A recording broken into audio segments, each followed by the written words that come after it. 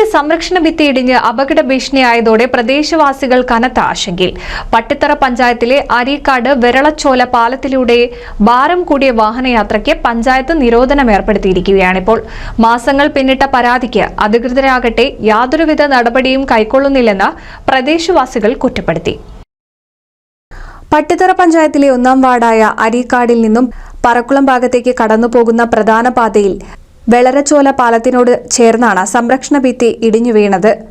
6 മാസങ്ങൾക്ക് മുൻപാണ് സംരക്ഷണ ഭിത്തി തകർന്നു വീണത്. റോഡിന്റെ മുകളിൽ നിന്നും നോക്കിയാൽ അപകടം ഒളിഞ്ഞിരിക്കുന്നത് പെട്ടെന്ന് മനസ്സിലാക്കാൻ സാധിക്കില്ല. 1 വർഷം പൂർണ്ണമായി നിലം പൊത്തിയ അവസ്ഥയാണിപ്പോൾ. ടോറസ് വാഹനങ്ങൾ ഇതുവഴി കടന്നുപോയതോടെ റോഡിന്റെ ഒരു വശം താഴ്ന്നു തുടങ്ങി. ഇതോടെ പട്ടിത്തറ ഗ്രാമപഞ്ചായത്ത് സെക്രട്ടറി അമിതഭാരം കയറ്റിപ്പോകുന്ന വാഹനങ്ങൾക്ക് നിരോധനവും ഏർപ്പെടുത്തിയിട്ടുണ്ട്. വെളരച്ചോല പാലവും സംരക്ഷണ ഭിത്തിയും ഏതാണ്ട് 40 വർഷം മുൻപ് നിർമ്മിച്ചതാണെന്നാണ് പറയുന്നത്.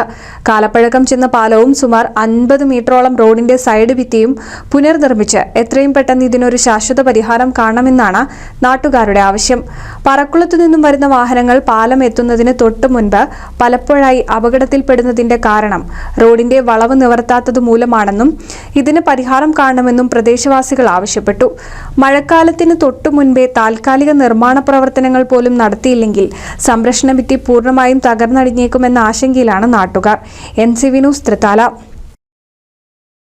കുന്നംകുളം കക്കാട് ശ്രീ മഹാഗണപതി ക്ഷേത്രത്തിൽ ദ്രവ്യകലശവും ഉത്സവവും മാർച്ച് 14 മുതൽ 24 കൂടി. ദ്രവ്യകലശം മാർച്ച് 14 മുതൽ 17 വരെ. കൊടിയേറ്റം മാർച്ച് 17 രാത്രി 7:30. ഉത്സവ ബലി മാർച്ച് 22. പള്ളിവേട്ട 23. ആറാട്ട് മാർച്ച് 24 ഞായറാഴ്ച. ക്ഷേത്രോത്സവ കലാപരിപാടികളുടെ ഭാഗമായി മാർച്ച് 22 വെള്ളിയാഴ്ച രാത്രി 7 മണിക്ക് പ്രശസ്ത സിനിമാ താരം ലക്ഷ്മി ഗോപാലസ്വാമി അവതരിപ്പിക്കുന്ന നൃത്തം ആഘോഷം ഉണ്ടായിരിക്കും. ഏവരെയും ക്ഷേത്രസന്നിധിയിലേക്ക് സാദരം ക്ഷണിക്കുന്നു.